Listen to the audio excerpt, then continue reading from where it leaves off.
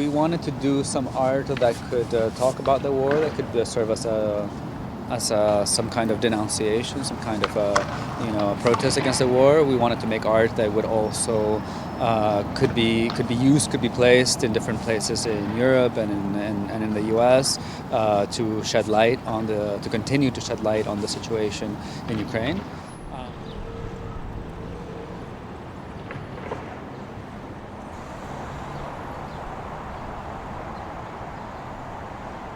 Думаю, що це важливо нагадувати людям про те, що все-таки йде війна, тому що так зараз гарна погода, ми не можемо чогось не помічати, але в нас в країні війна, Росія на нас напала, і є люди, які захищають нас своїм життям, і тому це дуже важливо. Робити це в будь-який спосіб, неважливо. А особливо поєднувати мистецтво і, ну так, це гільза, це зброя, але це реально.